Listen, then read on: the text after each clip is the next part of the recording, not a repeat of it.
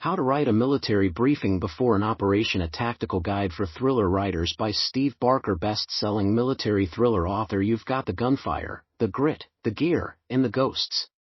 But if you're writing military thrillers, and your special forces team is going into a black ops mission without a briefing scene, you're missing one of the most crucial and cinematic elements of the genre. The military briefing isn't just exposition.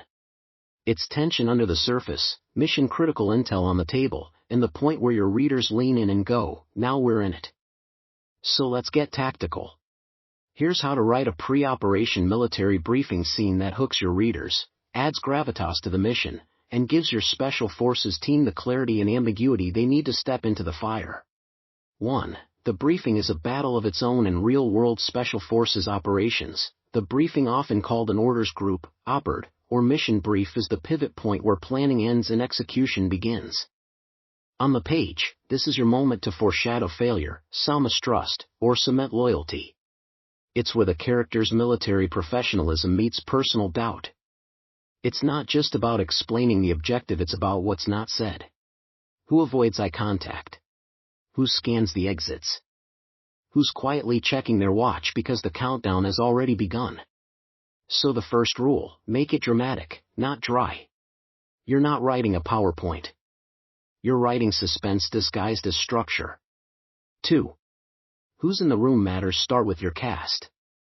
A good briefing scene will include at least the team leader. Could be your protagonist, like Steve, in Covert-Ops, the intelligence officer, the spook with the satellite photos and the secrets, the mission specialist, sniper, demolitions, comms. Each has a tactical stake. The skeptic, the one who voices the thing everyone's too afraid to say. You might also include a ranking officer or civilian liaison, someone to inject pressure, bureaucracy, or complication.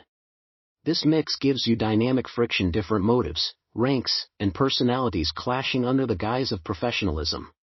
3. The room itself sets the tone. Forget the Hollywood cliché of the high-tech, blue-lit underground bunker unless you really need it.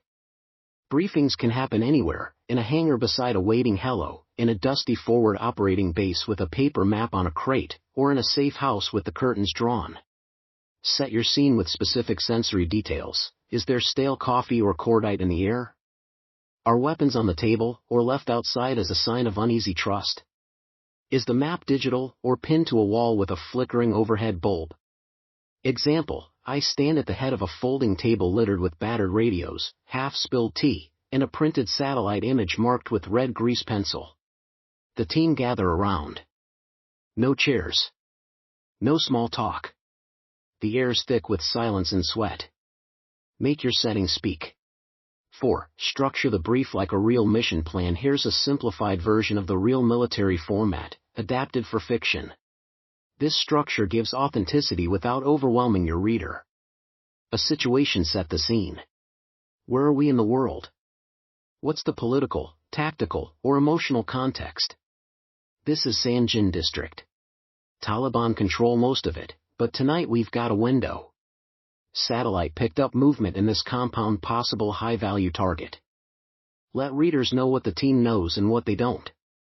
Be mission: what is the team's objective? Be clear and concise. Our mission is to capture, not kill, codenamed Asset Goliath. We go in hard, we get him out, we leave no trace.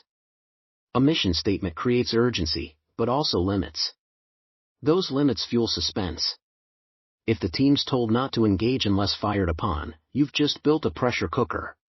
See execution: this is where tactics come alive. Detail the plan with enough specificity to be plausible, but not so much it reads like a manual. Include timeline: wheels up at 0200. Touchdown 0215. Ingress-egress routes: we go in by helo, exfil south by Zodiac. Roles: who's breaching, who's covering, who's on comms. Contingencies: what if they're not there? What if it's a trap? This is where your military knowledge or research shines. Use terms sparingly and accurately. A little jargon goes a long way. Don't overwhelm the reader. Example: S3 and ST going through the breach point here, north wall. GD's got overwatch from the ridge.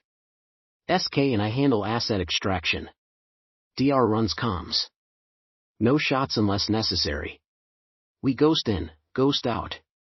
D support. What resources are backing them up? Air support? Drones? QRF quick reaction force? Civilians on the ground? Mention the limits.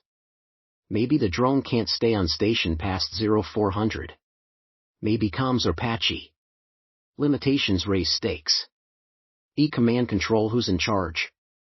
Who makes the call if things go sideways? This is a great spot to plant character dynamics. Is command clearly defined, or will the protagonist need to disobey orders to save the mission? 5. Layer and subtext and suspicion. A good military briefing isn't just about the mission. It's about trust. Or lack of it. Is the intel too good? Did someone leak the op? Does the civvy have an agenda? Is the mission about to become personal? Here's where you inject doubt. Let the characters interrupt, question, or go quiet. Use body language to suggest unease. You're telling me he just happens to be in an unguarded compound with no comms, no guards, and no fallback? I need his stare. I'm telling you that's what the brief says. He doesn't look convinced. Neither am I. This is your chance to build tension before the first bullet's even fired. 6. Use visuals but sparingly. Maps, surveillance photos, satellite intel. These can anchor the scene visually. Describe them with clarity and purpose. But don't overdo it. You're not writing a training manual, you're writing atmosphere. If you show a blurry photo of the target's face, make sure it haunts the protagonist later. If the map shows 3 exits, make sure one gets sealed off. Everything shown should pay off. 7. End on a countdown, not a conclusion. Avoid wrapping the briefing up with neat handshakes and good lucks. That's not how ops work, and it kills the energy. Instead, end on a call to action. Gear up. A hard stare. We've got one shot. A haunting question. And what if he's not there? This leaves readers on edge. It propels them straight into the next chapter. Example: I close the laptop. The red circle over the target compound still burns in my mind like a flare. Load up, I say.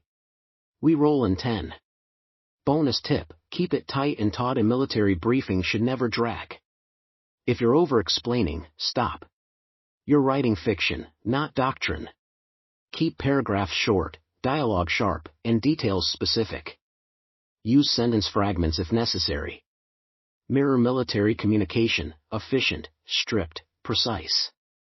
Don't say, "We believe the subject might be a former intelligence asset with potential ties to international criminal organizations operating out of the Middle East region." Say, "Intel says he's ex-MI6. Went rogue. Now he runs guns for hire out of Basra." Final words: writing from the front line. A military briefing scene is more than plot delivery. It's a pressure chamber. It's where every lie, every regret, every bond forged in combat is tested under fluorescent light and the weight of what's to come. As a military thriller writer, your goal is to feel the op before it begins. Let your readers feel it too, through sweat, silence, a stray glance, and the unspoken knowledge that the plan will never survive first contact. And that's where the story truly begins. Want to see this in action? Dive into the Covert-Ops series. Every mission starts with a briefing. And every briefing starts the countdown to hell. Stay sharp. Keep writing. Steve Barker, author, veteran, operator with a pen. www.bookcentral.co.